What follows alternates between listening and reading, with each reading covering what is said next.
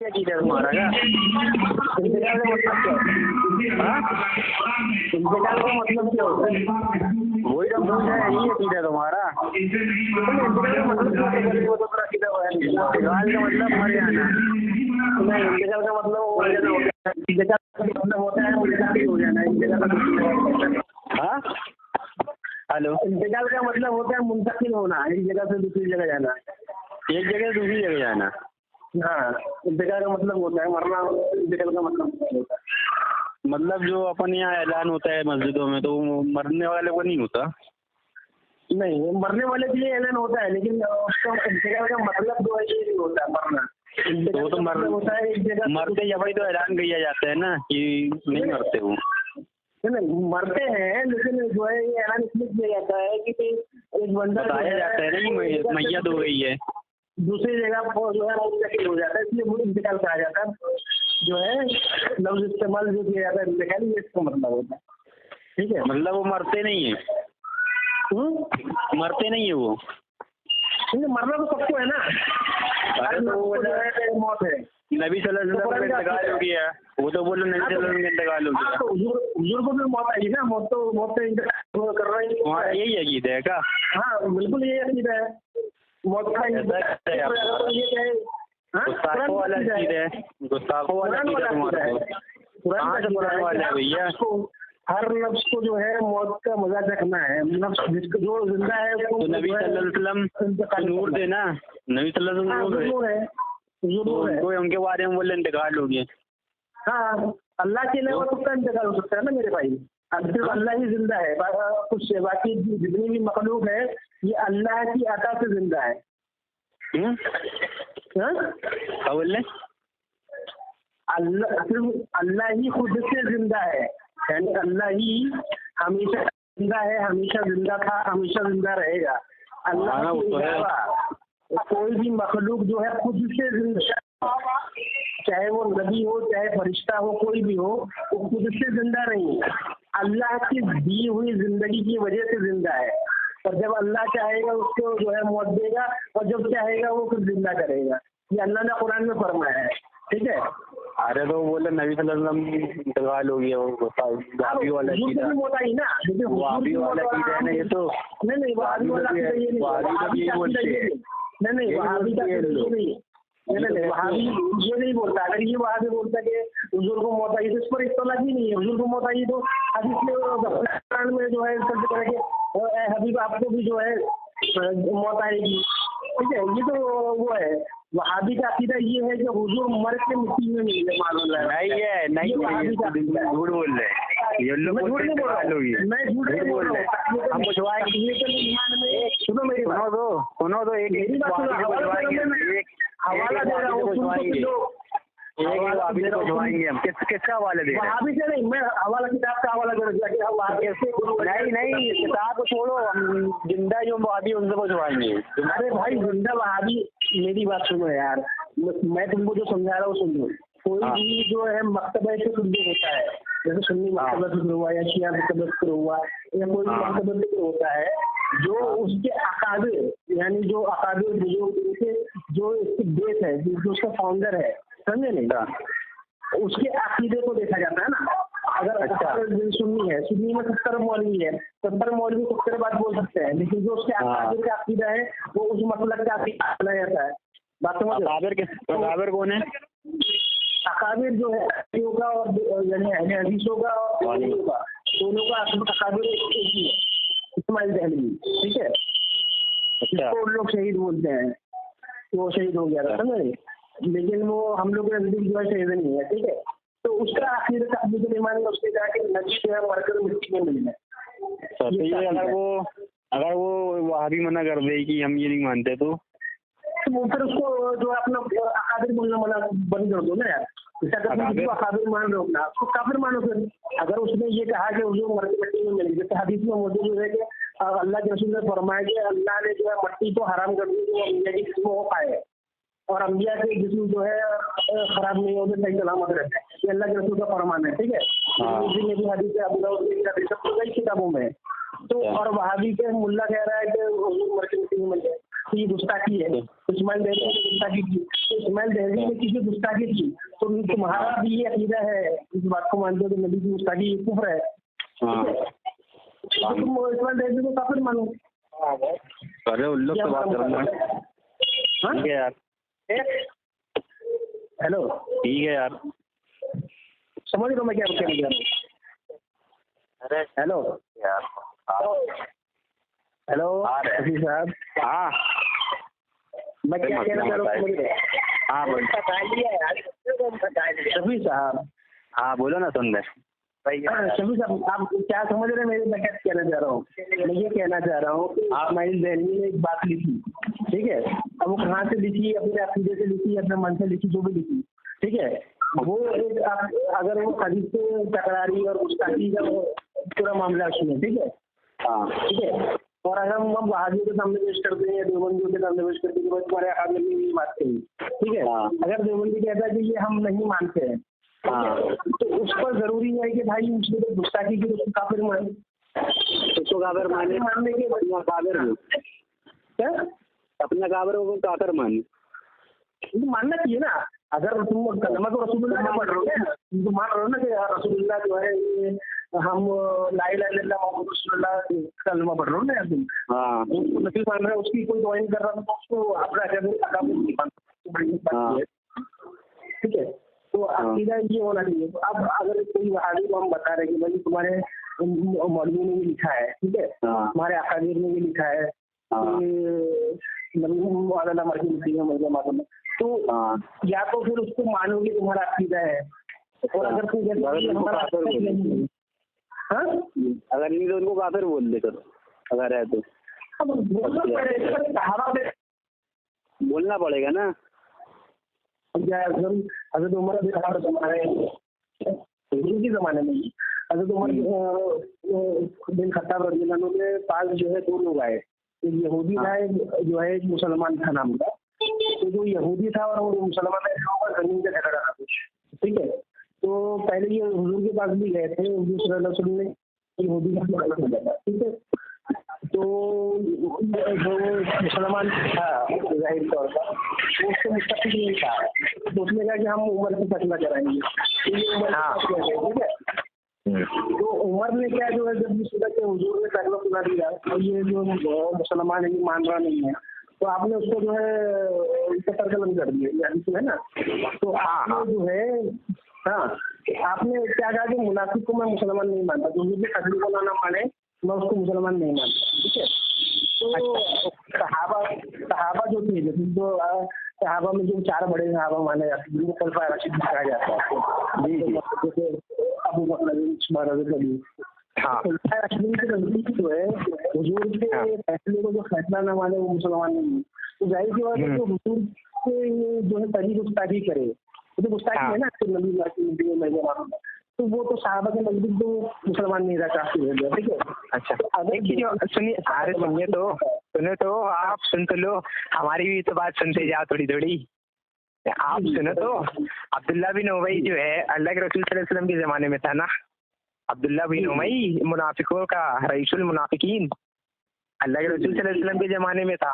हजरत उमर रज़ियल्लाहु अन्हु कहे थे कि अल्लाह के रसूल सल्लल्लाहु अलैहि वसल्लम आपकी इजाजत है तो मैं इसका सर काट दूं, ये मुनाफिक है, मुनाफिक है, और कुरान में इसके बारे में आयत उतरी, ठीक है। लेकिन अल्लाह के रसूल सल्लल्लाहु अलैहि वसल्लम ने क्या कहा कि नहीं, उसका पैसा छोड़ दो अल्लाह के हाथ में।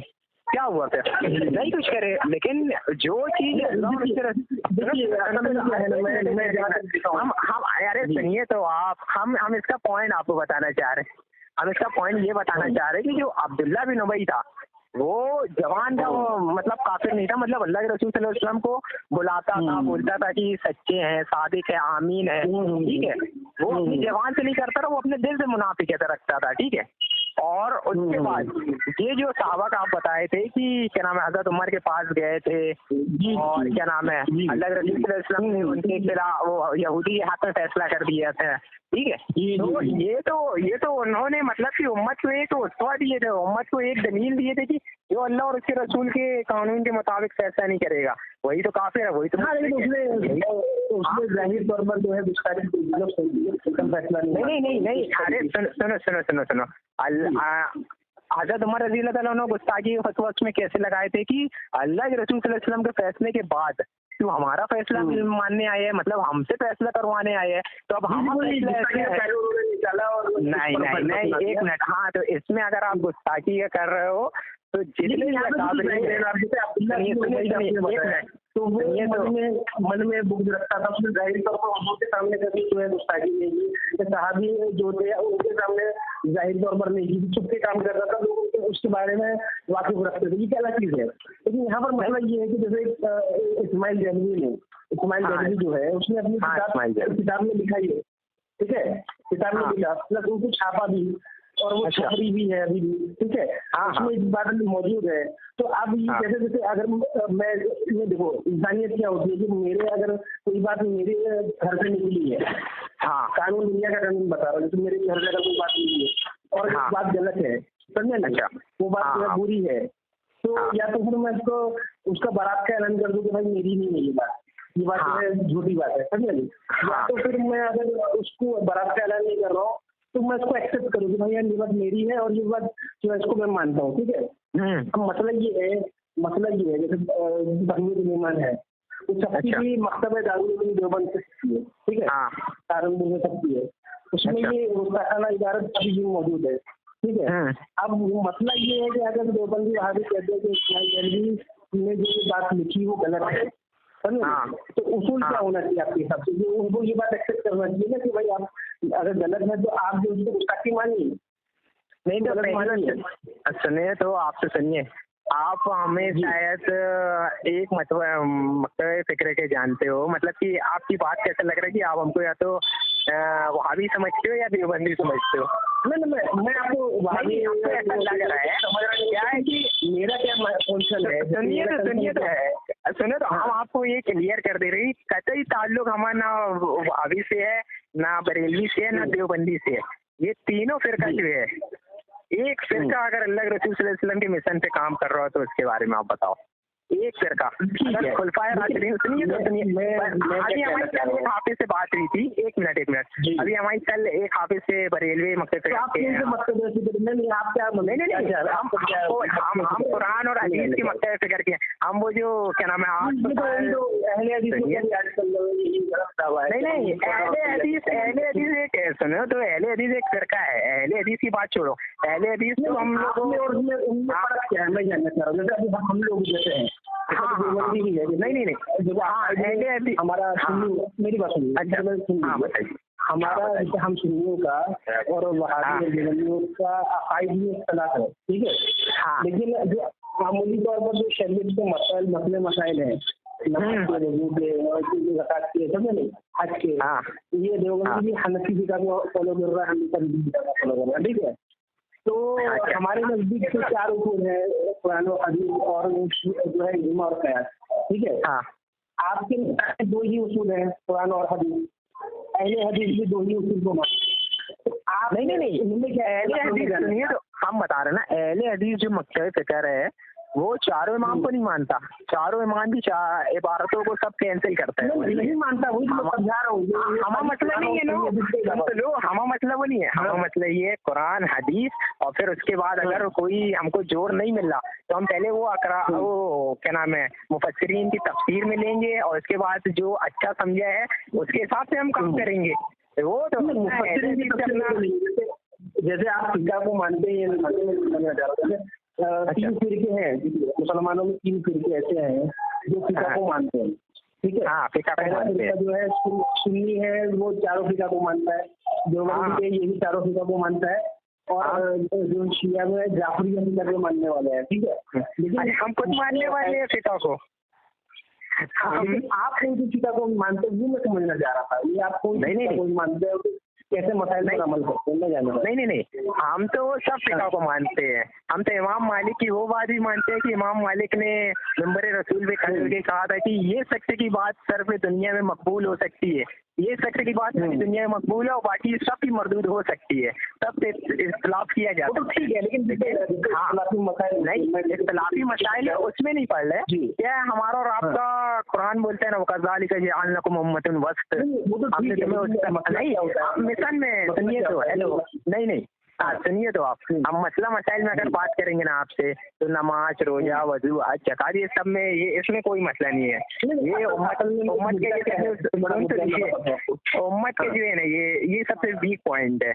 इसमें आप अगर बात करना हो तो मिशन पे बात करो। सबसे बड़ा मुद्दा क्या है, देखिए मैं चीज बताता हूँ। जैसे अभी हमारा अहले सुन्नियों में और अहले हदीस में जो इख्तिलाफ है, वो दोनों किस्म का इख्तिलाफ है। यानी हमारा जो है उनके अकीदे का भी इख्तिलाफ है, प्लस जो है हमारा जो है मसले मसाइल का भी इख्तिलाफ है, दोनों इख्तिलाफ। हाँ, तो देवबंदियों में और अहले हदीसों में अकायद में बहुत सी चीजें मेल करती है। हाँ, लेकिन मसाइल में उन लोगों में शदीद इख्तिलाफ है। ठीक है, तो मैं जानना चाह रहा था जैसे इख्तिलाफ मसला तरावी से ही मसला ले लिया जाए। तरावी के मसले पर जो है देवबंदी और अहले हदीसों में बहुत लड़ाई झगड़े होते हैं, समझे, लेकिन जगह पे मारपीट हो गई। तो जो 8 रकात और 20 रकात का जो मसला है, इसको कैसे सॉल्व करेंगे आप? नहीं हम तो बोल रही है, सुनिए तो हम नमाज में आपसे बता रहे हैं, हम रफ़अतैन से ही पढ़ते हैं, बिना रफ़अतैन से ही पढ़ते हैं, हम 8 भी पढ़ते हैं, 20 भी पढ़ते हैं। हमको ये चीज़ जो है ना बिल्कुल इख्तिलाफी नहीं लगता। हमको ये इबारत इसमें समझ में आती है कि अल्लाह ताला ने इसमें खैर रखा है कि अल्लाह के रसूल सल्लल्लाहु अलैहि वसल्लम की जो हदीस थी वो 8 से भी आ गई और 20 से भी आ गई। फिर आप पर इल्ज़ाम भी तो लग सकता है। हाँ बताइए। पर ये अगर आप पर ये इल्ज़ाम भी तो लग सकता है कि आप नफ्स बरतते हैं, आपके नफ्स जो कहता है आप मान लेते हैं। ये इल्ज़ाम नफ्स से नहीं। आप 8 वाली रिवायत को आप गलत बोलोगे, ये बताओ। देखिए असल में 8 वाले को गलत बोलोगे कि 20 वाले को गलत बोलोगे? मेरी बात, असल मुद्दा ये है कि जो फिक़ह हनफी के लोग हैं, हाँ फिक़ह हनफी के लोग, हाँ फिक़ह हनफी या जो फिक़ह शाफी, चारों फिक़ह के लोग हैं, ये अपने फिक़ह के मसाइल जो भी मसाइल हैं जो के अरकान से, जैसे नमाज होता है, ये जो है वो कुरान से और हदीस से डायरेक्ट मसाइल नहीं है करते, समझ नहीं। इमाम ने जो मसाइल जो है निकाल कर या पहले के बुजुर्गों ने दिए उसको फॉलो करना है। ठीक है, तो वो उनके लिए तो मसला है ही नहीं कि हदीस में है ये नहीं है, उनके लिए किसी को फिक़ह हनफी का आलिम है तो आप जो है उनसे कहेंगे कि भाई ये 20 तरह का जो तरावी आप पढ़ते हैं, तो वो आपको जो है फतावे आलमगीरी का हवाला देगा, ना कि बुखारी का, क्या आपको मालूम है। ठीक है, तो आप जो है ये बहस कर ही नहीं सकते कि हदीस में है ये है कि हदीस में वो है। तो बुखारी में जो है, बुखारी की सही हदीस है खड़े होकर जो है पेशाब करने वाली, लेकिन खड़े होकर पेशाब करने को आज तक किसी ने सुनने नहीं जाती, अहले हदीस के उलमा भी नहीं कहते। तो आप सुनिए तो खड़े होकर पेशाब करने वाली बुखारी में कैसी हदीस है जहाँ पे आपको ये खदशा हो कि आपके चेहरे पे चिट्टा जा सकता है, ऐसी कोई जगह हो तो आप वहाँ पे अपनी मजबूरी में कर सकते हैं। इसमें भी अल्लाह के रसूल सल्लल्लाहु अलैहि वसल्लम ने अमल करके दिखाया और बाकी इसमें तो इख्तिलाफ है ही नहीं। उम्मत के इस चीज में तो इसमें बाथरूम क्या नाम है इस्तिंजा की करना चाहिए, इसमें हम क्या बोल रहा हूँ। सुनिए, वही तो मैं आपको समझा रहा हूँ। जैसे आपने ये चीजें निकाली, ये कंडीशन है, एक ऐसा मजबूरी आ गई तो इस सब से अमल किया जा सकता है।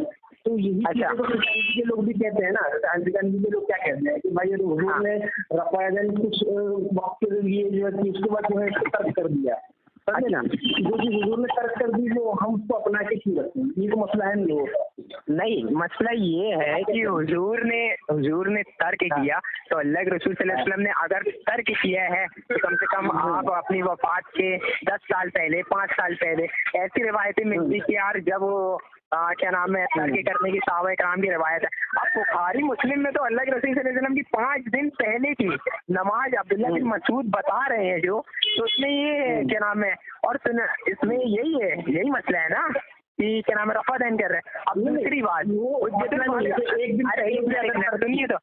सुनिए आला हजरत को आप अपना इमाम तो मानते हो ना? आला हजरत जो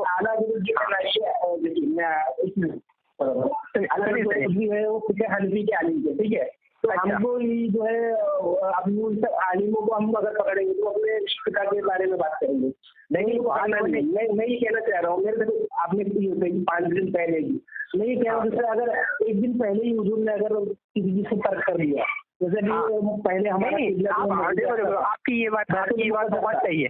आपकी बात ये बहुत हाँ। सही है कि 5 दिन पहले साहबा ने ये चीज देखा और 1 दिन पहले अल्लाह के रसूल सल्लल्लाहु अलैहि वसल्लम करके कर दिया। तो 1 दिन पहले की आप हदीस दे दो बस, उस अरे हम कभी नहीं करेंगे। लेकिन हदीस के उलमा क्या कहते हैं कि हदीस एक दिन पहले तर्क होने की दलील ये है कि हज़रत अबू बकर सिद्दीक ने जो है इस पर अमल नहीं किया, तो ये दलील नहीं है।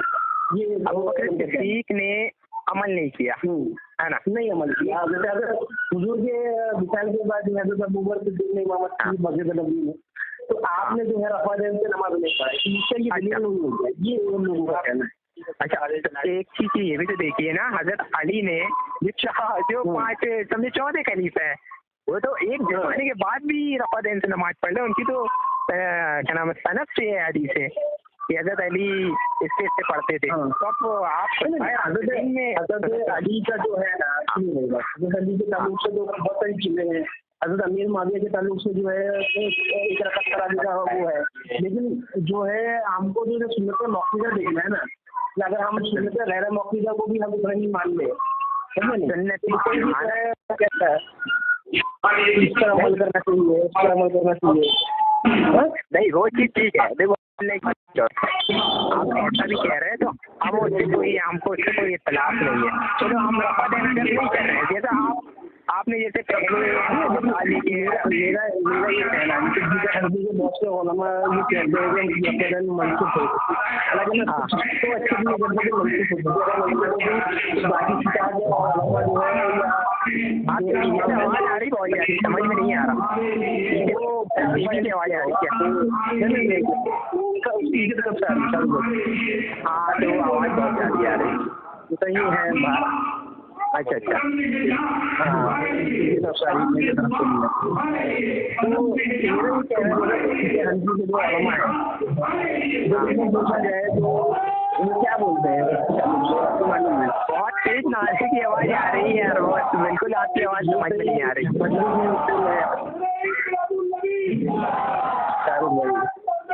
जैसे मनाया जा रहा है, ऐसा लग रहा है जैसे मना रहे हैं। आप ईद मिलाद बनाए? नहीं, हम तो ईद मिलाद नहीं बनाए।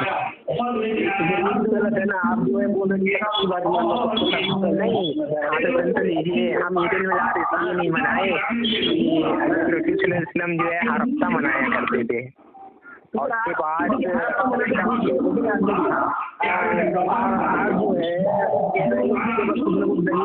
अरे बिल्कुल आपकी आवाज नहीं आ रही, आप थोड़ा दूर जाके बोलिए ना।